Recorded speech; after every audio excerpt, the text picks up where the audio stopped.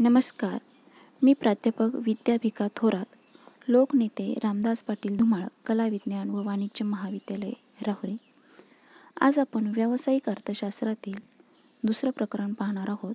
प्रकरणाचं नाव आहे राष्ट्रीय उत्पन्न. या प्रकरणामध्ये आपण 2 मुद्दे पाहणार आहोत. पहिला मुद्दा म्हणजे राष्ट्रीय उत्पन्न म्हणजे काय आणि दुसरा मुद्दा म्हणजे राष्ट्रीय उत्पन्न मापनाचे महत्त्व आपण इथे पाहणार आहोत. मुलांनो, समग्र लक्ष्य अर्थशास्त्रात राष्ट्रीय उत्पन्नाच्या अभ्यासाला महत्त्वाचे स्थान आहे. काही अर्थशास्त्रज्ञांनी तर राष्ट्रीय उत्पन्नाला समग्र लक्ष्य अर्थशास्त्राचा आत्मा म्हटलेला आहे. राष्ट्रीय उत्पन्नावरूनच राष्ट्राच्या आर्थिक स्थितीची कल्पना येते. एखाद्या राष्ट्राचे राष्ट्रीय उत्पन्न अधिक असेल तर ते राष्ट्र आर्थिकदृष्ट्या बलवान समजले जाते. अमेरिका, जर्मनी, जपान, इंग्लंड या राष्ट्राचे राष्ट्रीय उत्पन्न जास्त असल्याने ती राष्ट्रे जगात आर्थिकदृष्ट्या बलवान समजली जातात. त्याचप्रमाणे राष्ट्रीय उत्पन्नावरून आपणास दरडोई उत्पन्नाची ही कल्पना येते. राष्ट्रीय उत्पन्नात सतत बदल होत असल्याने राष्ट्रीय उत्पन्न ही एक प्रवाही संकल्पना ठरते. म्हणून राष्ट्रीय उत्पन्नाचे मापन करण्यासाठी विशिष्ट असा कालावधी विचारात घ्यावा लागतो. साधारणपणे एका आर्थिक वर्षाचा कालखंड विचारात घेऊन राष्ट्रीय उत्पन्नाचे मापन केले जाते. आपल्या देशात 1 एप्रिल ते 31 मार्च हे आर्थिक वर्ष मानले जाते. राष्ट्रीय उत्पन्नाच्या व्याख्या विविध अर्थशास्त्रज्ञांनी वेगवेगळ्या पद्धतीने केलेल्या आहेत. त्यापैकी काही व्याख्या आपण इथे अभ्यासणार आहोत. त्यातली पहिली व्याख्या म्हणजे डॉक्टर मार्शल यांची व्याख्या आहे. डॉक्टर मार्शल असे म्हणतात की एका विशिष्ट कालखंडात मानवी श्रम आणि भांडवलाच्या सहाय्याने नैसर्गिक साधनसंपत्तीचा वापर करून जे मूर्त व अमूर्त वस्तू आणि सेवांचे निव्वळ उत्पादन केले जाते त्यास राष्ट्रीय उत्पन्न असे म्हणतात.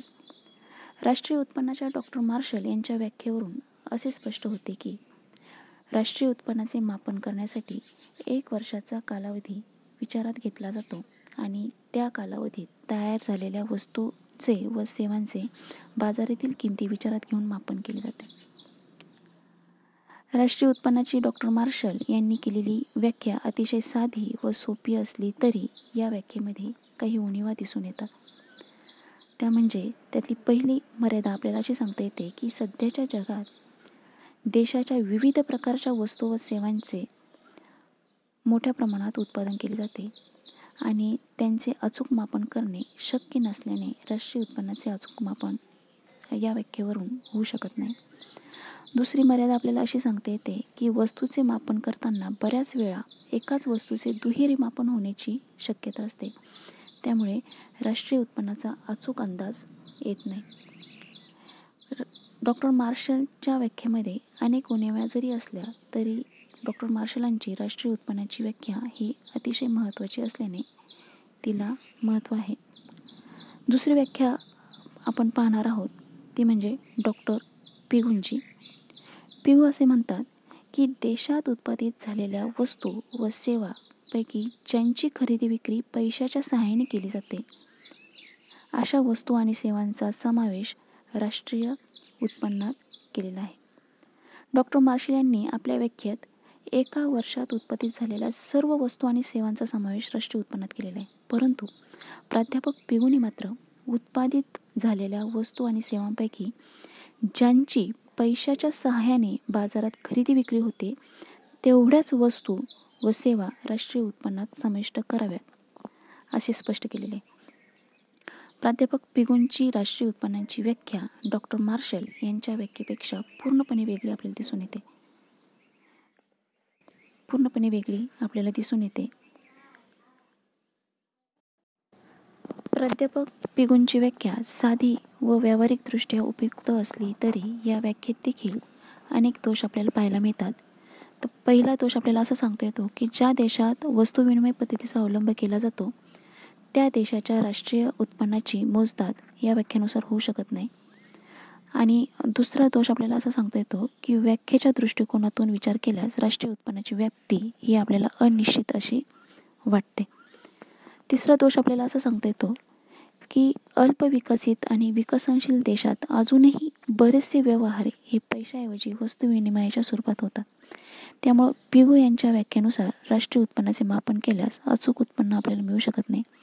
उदाहरणार्थ, एखाद्या महिलेस नर्स म्हणून काम केल्याबद्दल मिळणारे उत्पन्न राष्ट्रीय उत्पन्नात समाविष्ट केले जाईल. मात्र त्याच महिलेने स्वतःच्या मुलाची देखभाल केल्याबद्दल कसलेही उत्पन्न प्राप्त होत नसल्याने त्या महिलेस सारखीच सेवा करून देखील उत्पन्न मिळत नसल्याने ती सेवा राष्ट्रीय उत्पन्नात समाविष्ट करता येत नाही. त्यामुळे पिगो यांच्या राष्ट्रीय उत्पन्नासंबंधीच्या व्याख्येतून अनेक विसंगती आपल्याला पाहायला मिळतात. आपण तिसरी व्याख्या इथे पाहत आहोत. ती व्याख्या म्हणजे प्राध्यापक फिशर यांची. फिशर असे म्हणतात की एका वर्षाच्या कालावधीत देशात निर्माण झालेल्या उत्पादनापैकी जो भाग प्रत्यक्षपणे उपभोगासाठी वापरला जातो त्यास राष्ट्रीय उत्पन्न म्हणतात. प्राध्यापक फिशर यांची राष्ट्रीय उत्पन्नाची ही व्याख्या डॉक्टर मार्शल व प्राध्यापक पिगो यांच्या व्याख्येपेक्षा पूर्णपणे वेगळी आहे. डॉक्टर मार्शलने आपल्या व्याख्येत एका वर्षाच्या उत्पादित झालेल्या वस्तू व सेवांच्या राष्ट्रीय उत्पन्नात समावेश करावा असे स्पष्ट केले. तर प्राध्यापक पिगो यांनी उत्पादित झालेल्या वस्तू व सेवांपैकी ज्यांची पैशाच्या साहाय्याने खरेदी विक्री होते अशाच वस्तू आणि सेवांचा राष्ट्रीय उत्पन्नात समावेश करावा असे मत मांडले.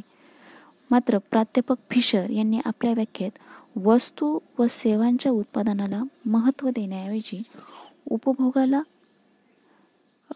अधिक महत्त्व देऊन आर्थिक कल्याणास व्याख्येत महत्त्व दिलेलं आहे. प्राध्यापक फिशर यांची व्याख्या जरी सोपी वाटली तरी ही व्याख्या ही अचूक आणि सर्वसमावेशक अशी राष्ट्रीय उत्पन्नाची व्याख्या वाटत नाही. त्यानंतर आपण पाहणार आहोत राष्ट्रीय उत्पन्न समितीची व्याख्या. राष्ट्रीय उत्पन्न म्हणजे एखाद्या विशिष्ट कालखंडात निर्माण करण्यात आलेल्या वस्तू व सेवांची दुहेरी मोजदाद न करता आलेले मापन होय. अशा प्रकारे आपण राष्ट्रीय उत्पन्नाच्या डॉक्टर मार्शल, प्राध्यापक पिगो, प्राध्यापक फिशर आणि भारतीय राष्ट्रीय उत्पन्न समिती यांच्या व्याख्या पाहिल्यात. या सर्व व्याख्यांवरून आपल्याला असा सारांश काढता येतो की राष्ट्रीय उत्पन्न मोजण्यासाठी 1 वर्षाचा कालावधी विचारात घेतला जातो. एका वर्षाच्या कालावधीत देशात निर्माण झालेल्या वस्तू व सेवांचे बाजारातील मूल्य विचारात घेऊन आलेल्या उत्पन्नाची बेरीज केली जाते. उत्पन्नाचे मापन करताना एकाच वस्तूचे दुहेरी माप होणार नाही किंवा एकाच वस्तूचे दुहेरी मापन होणार नाही याची दक्षता घ्यावी लागते. त्यासाठी अंतिम वस्तूचे मूल्य विचारात घेतले जाते. राष्ट्रीय उत्पन्नाचे मापन करताना आपल्या देशातील नागरिकांनी दुसऱ्या देशात उत्पन्न मिळवले असेल तर ते देशाच्या उत्पन्नात समाविष्ट केले जाते. त्याचप्रमाणे विदेशी नागरिकांनी आपल्या देशात उत्पन्न मिळवले असेल तर ते राष्ट्राच्या उत्पन्नातून वजा केले जाते. या ठिकाणी आपण राष्ट्रीय उत्पन्नाची अनेक व्याख्यांच्या आधारे सविस्तर माहिती इथे पाहिलेली आहे.